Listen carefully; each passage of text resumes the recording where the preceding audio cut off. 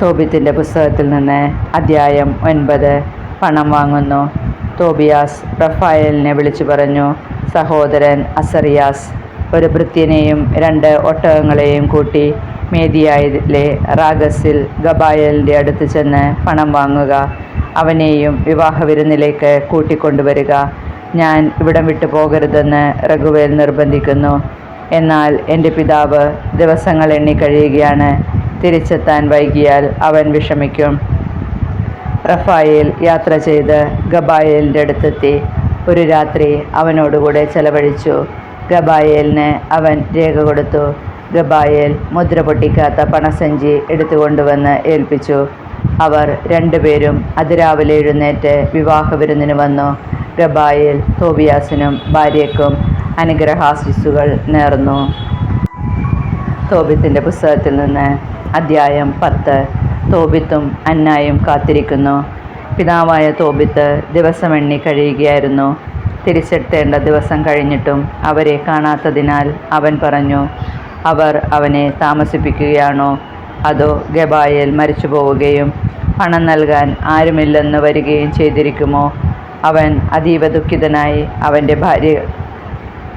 അവൻ്റെ ഭാര്യ പറഞ്ഞു, കുട്ടിക്ക് അപകടം സംഭവിച്ചു. കാലതാമസം അത് തെളിയിക്കുന്നു. അവൾ വിലപിച്ചുകൊണ്ട് പറഞ്ഞു, കുഞ്ഞെ, എൻ്റെ കണ്ണുകളുടെ വെളിച്ചമായ നിന്നെ പോകാൻ അനുവദിച്ചത് കഷ്ടമായിപ്പോയി.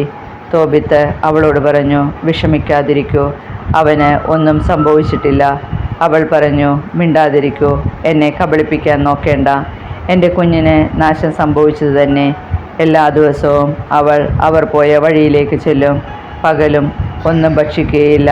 രാത്രി മുഴുവൻ മകൻ തോബിയാസിനെ ഓർത്ത് വിലപിക്കും. തോബിയാസിൻ്റെ മടക്കയാത്ര. വിവാഹ വിരുന്നിൻ്റെ 14-ാം ദിവസവും ഈ സ്ഥിതി തുടർന്നു. ഇത്രയും ദിവസങ്ങൾ അവിടെ തന്നോടൊന്നിച്ച് താമസിക്കണമെന്ന് റഘുവേൽ നിർബന്ധിച്ചിരുന്നു. തോബിയാസ് റഘുവേലിനോട് പറഞ്ഞു, എന്നെ തിരിച്ചയക്കുക. എൻ്റെ മാതാപിതാക്കന്മാർക്ക് എന്നെ കാണാനുള്ള ആശ പോലും അറ്റിരിക്കണം. എന്നാൽ റഘുവേൽ പറഞ്ഞു, നീ എന്നോടുകൂടെ താമസിക്കൂ. ഞാൻ ദൂതന്മാരെ അയച്ച് നിൻ്റെ പിതാവിനെ വിവരമറിയിക്കാം. അതുപോരാ, എന്നെ തിരിച്ചയക്കണം. തോബിയാസ് പറഞ്ഞു. റഘുവേൽ തോബിയാസിന് ഭാര്യയായ സാറയെയും സ്വത്തിൽ അടിമകളുടെയും കന്നുകാലികളുടെയും പണത്തിൻ്റെയും പകുതിയും നൽകി അവരെ അനുഗ്രഹിച്ച് യാത്രയാക്കിക്കൊണ്ട് അവൻ പറഞ്ഞു, മക്കളെ, എൻ്റെ മരണത്തിന് മുൻപ് തന്നെ സ്വർഗസ്ഥനായ ദൈവം നിങ്ങൾക്ക് ഐശ്വര്യമേകും. അവൻ പുത്രിയോട് പറഞ്ഞു, നിന്റെ ഭർത്താവിൻ്റെ മാതാപിതാക്കന്മാരെ ബഹുമാനിക്കുക. അവരാണ് ഇനിമേൽ നിനക്ക് മാതാപിതാക്കൾ. നിന്നെപ്പറ്റി നല്ലത് മാത്രം കേൾക്കാൻ എനിക്കിടവരട്ടെ. അവൻ അവളെ ചുംബിച്ചു. എദ്ന തോബിയാസിനോട് പറഞ്ഞു, സഹോദര, സ്വർഗസ്ഥനായ കർത്താവ് എന്നെ സുരക്ഷിതനായി തിരിച്ചെത്തിക്കുകയും നിനക്ക് എൻ്റെ മകൾ സാറായിൽ ജനിക്കുന്ന കുട്ടികളെ കണ്ട് കർത്താവിൻ്റെ സന്നിധിയിൽ ആനന്ദിക്കാൻ എനിക്ക് ഇടവരുകയും ചെയ്യട്ടെ. ഇതാ, ഞാൻ എൻ്റെ പുത്രിയെ നിന്നെ വരമേൽപ്പിക്കുന്നു. അവളെ ദുഃഖിപ്പിക്കരുത്. തോബിത്തിൻ്റെ പുസ്തകത്തിൽ നിന്ന് അദ്ധ്യായം 11. തോബിത്ത് സുഖം പ്രാപിക്കുന്നു.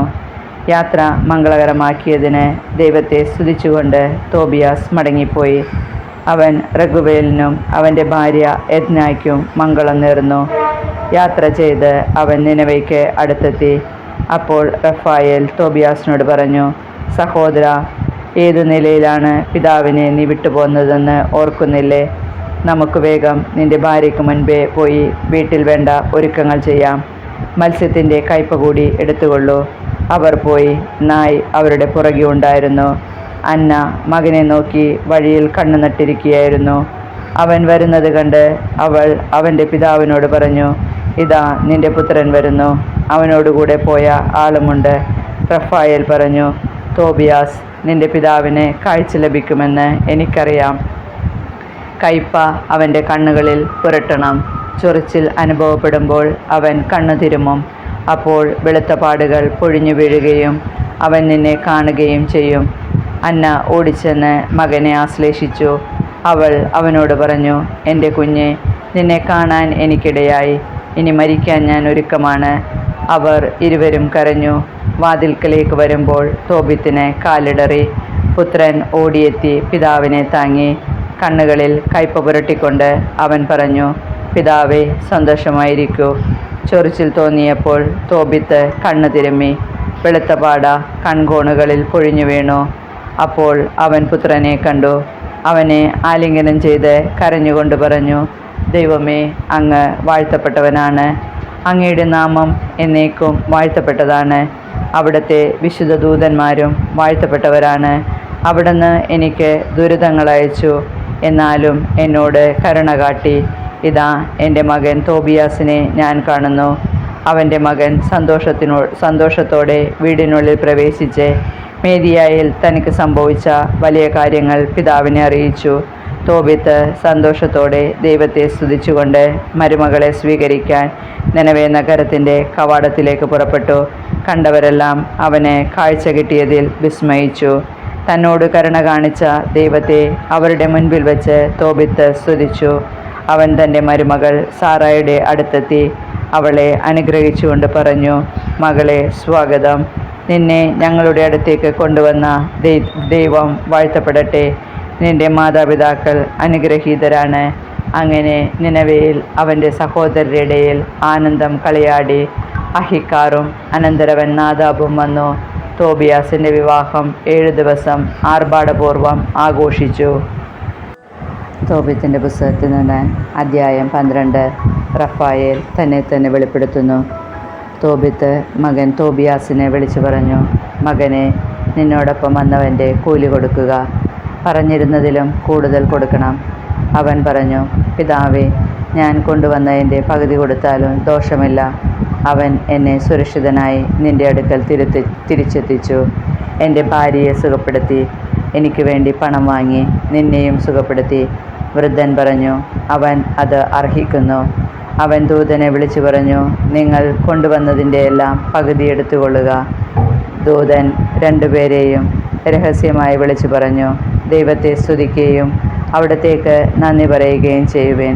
അവിടുന്ന് നിങ്ങൾക്ക് ചെയ്ത നന്മയെ പ്രതി സകല ജീവികളുടെയും മുൻപിൽ അവിടുത്തെ മഹത്വപ്പെടുത്തുകയും അവിടത്തേക്ക് കൃതജ്ഞത അർപ്പിക്കുകയും ചെയ്യുവേൻ. ദൈവത്തിൻ്റെ പ്രവൃത്തികൾ പ്രഘോഷിച്ച് അവിടുത്തെ പുകഴ്ത്തുകയും അവിടുത്തെ നാമത്തിന് മഹത്വം നൽകുകയും ചെയ്യുന്നത് ഉചിതമത്രേ.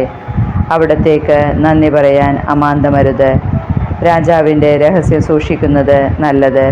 ദൈവത്തിൻ്റെ പ്രവൃത്തികൾ പ്രസിദ്ധമാക്കുന്നത് മഹനീയമാണ്. നന്മ ചെയ്യുക, നിനക്ക് തിന്മ ഭവിക്കുകയില്ല.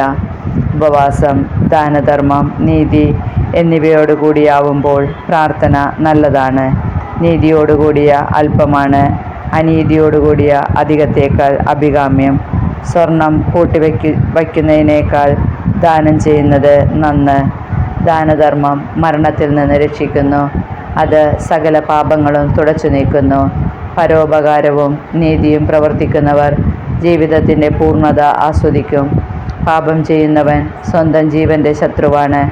ഞാൻ നിങ്ങളിൽ നിന്ന് ഒന്നും ഒളിച്ചു വയ്ക്കുകയില്ല. രാജാവിൻ്റെ രഹസ്യം സൂക്ഷിക്കുന്നത് നല്ലത്. ദൈവത്തിൻ്റെ പ്രവൃത്തികൾ പ്രസിദ്ധമാക്കുന്നത് മഹനീയം എന്ന് ഞാൻ പറഞ്ഞല്ലോ. നീയും നിൻ്റെ മരുമകൾ സാറായും പ്രാർത്ഥിച്ചപ്പോൾ നിങ്ങളുടെ പ്രാർത്ഥന പരിശുദ്ധനായവനെ ഞാൻ അനുസ്മരിപ്പിച്ചു. നീ മൃതരെ സംസ്കരിച്ചപ്പോൾ ഞാൻ നിന്നോടൊത്തുണ്ടായിരുന്നു. ഭക്ഷണമേശയിൽ നിന്ന് എഴുന്നേറ്റ് ചെന്ന് മൃതദേഹം സംസ്കരിക്കാൻ മടിക്കാതിരുന്ന നിന്റെ സൽപ്രവൃത്തി എനിക്ക് അജ്ഞാതമായിരുന്നില്ല. ഞാൻ നിന്നോടൊപ്പമുണ്ടായിരുന്നു. ആകയാൽ നിന്നെയും നിന്റെ മരുമകൾ സാറായെയും സുഖപ്പെടുത്താൻ ദൈവം എന്നെ അയച്ചിരിക്കുന്നു. ഞാൻ റഫായേലാണ്. വിശുദ്ധരുടെ പ്രാർത്ഥനകൾ സമർപ്പിക്കുകയും പരിശുദ്ധനായവൻ്റെ മഹത്വത്തിൻ്റെ സന്നിധിയിൽ പ്രവേശിക്കുകയും ചെയ്യുന്ന 7 വിശുദ്ധ ദൂതന്മാരിൽ ഒരുവൻ. അവർ ഇരുവരും സംഭ്രാന്തരായി ഭയത്തോടെ അവർ കമിഴ്ന്നു വീണു. അവൻ പറഞ്ഞു, ഭയപ്പെടേണ്ട, നിങ്ങൾ സുരക്ഷിതരാണ്.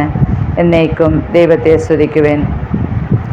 എൻ്റെ ഔദാര്യം കൊണ്ടല്ല, നമ്മുടെ ദൈവത്തിൻ്റെ ഹിതമനുസരിച്ചാണ് ഞാൻ വന്നത്. അവിടുത്തെ എന്നേക്കും സ്തുതിക്കുവിൻ. ഈ നാളുകളിലെല്ലാം ഞാൻ നിങ്ങൾക്ക് നൽകിയത് ഛായാദർശനമായിരുന്നു. ഞാൻ ഭക്ഷിക്കുകയോ പാനം ചെയ്യുകയോ ചെയ്തില്ല. നിങ്ങൾ കണ്ടത് ഒരു ദർശനം മാത്രം. ദൈവത്തിന് കൃതജ്ഞത അർപ്പിക്കുക. ഞാൻ എന്നെ അയച്ചവൻ്റെ അടുത്തേക്ക് മടങ്ങുകയാണ്. സംഭവിച്ചതെല്ലാം എഴുതി സൂക്ഷിക്കുക. അവൻ എഴുന്നേറ്റ് നിന്നു, എന്നാൽ അവനെ കണ്ടില്ല. അവർ ദൈവത്തിൻ്റെ മഹനീയവും അത്ഭുതാവഹവുമായ പ്രവർത്തികളെ സ്തുതിക്കുകയും കർത്താവിൻ്റെ ദൂതൻ തങ്ങൾക്ക് പ്രത്യക്ഷപ്പെട്ടു എന്ന് മനസ്സിലാക്കുകയും ചെയ്തു.